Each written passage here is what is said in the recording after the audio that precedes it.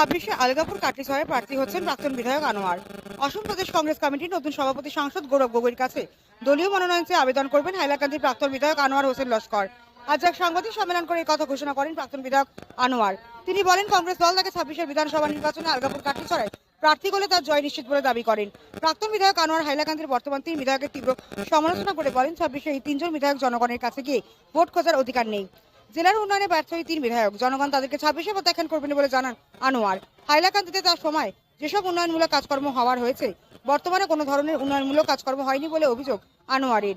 বর্তমান বিধায়করা সমষ্টির উন্নয়নের কথা ছেড়ে সবাই নিজেদের ঠিকাদারি নিয়ে ব্যস্ত বলে জানান তিনি। তাছাড়া প্রাক্তন বিধায়ক আনোয়ার হোসেন লস্কর অসম প্রদেশ কংগ্রেস কমিটির সভাপতি সাংসদ গৌরব গগৈর ভূয়সী প্রশংসা করে বলেন, গৌরব গগৈ একজন সৎ, নিষ্ঠাবান, দক্ষ ব্যক্তিত্ব। তার নেতৃত্বে কংগ্রেস দল সরকারে আসবে বলে আশা প্রকাশ করেন তিনি।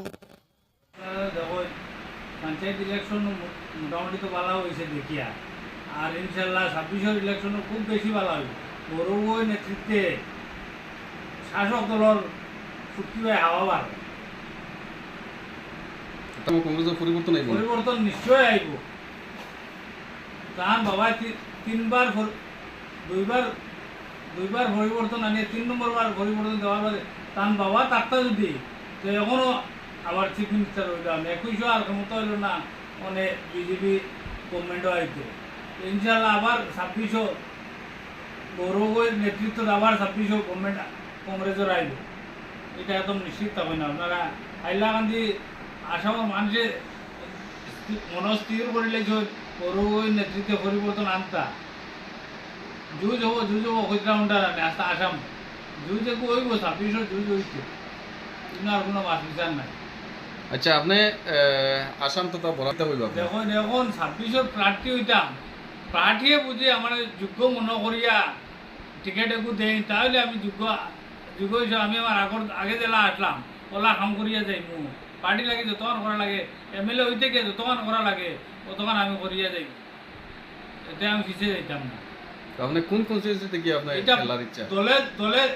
দলে ডিসিশন লইব, দলে সার্ভে করে দেখবো আমার কোন জায়গায় খাইব, ও যেন খাইব দলে দিব, দলের উপরে আমি ডিপেন্ডেন্ট। আমি আমার কোনো নিজের নাই, দলে যেন সিদ্ধান্ত লইয়া যেটা করবো ওটা আমি গৌরবর নেতৃত্ব দলে যে ওয়ার্কিং প্রেসিডেন্ট আইয়া গেছেন জাকির হোসেন সিকদার সাহেব, তাই না জিজ্ঞাসলাম ওই দলে যে ডিসিশন দিব ও ডিসিশন আমি জানি। আচ্ছা, জাকির হোসেন সিকদার আলোচনা হয়েছে বিশেষ কিছু না, তাই জিজ্ঞাসা যে আপনি এটা আমি কইছি আপনারা সভাপতি আপনি দলে যারে দিব তার লাগেও কাটতে লাগবে না, তো দলের উঠ দেখেও না। মানে জেলা কংগ্রেস সভাপতি পরিবর্তনের কোনো ইঙ্গিত দিছো নি তাই? তাই ইঙ্গিত দিতরা তখন আমি কারোর নাম উল্লেখ করছি না, এখন দলে যারে ডিসিশন লইব, এখন পাবলিকের মেমোরেন্ড বাই যান দিতরা দেখছি, পাবলিকের ডিসিশনের উপরে দলের ডিসিশন, তো আমার ডিসিশন কোথায় সাধারণ এক মানুষের ভাই। যদি আপনারা কোথায় MLA আসলাম তখন MLA তখন আসলাম, MLA লাগাইনো আসলাম, কিন্তু এখন কোনো MLA কোনো রূপও দেখা যায় না। যখন আইলাম কোনো MLA কোনো আসুই না, আমি জানি না।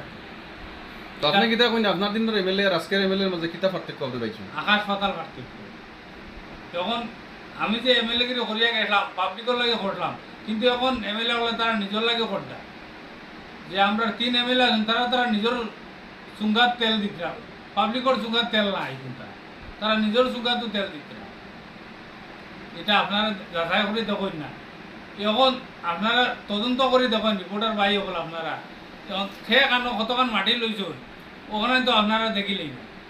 আমি তো MLA আসলাম, আমি চুল বরাবর গুন্তা করছি, দেখাইতে পারবার না কোনো বেটা জন্মদিন না আসামের উপর।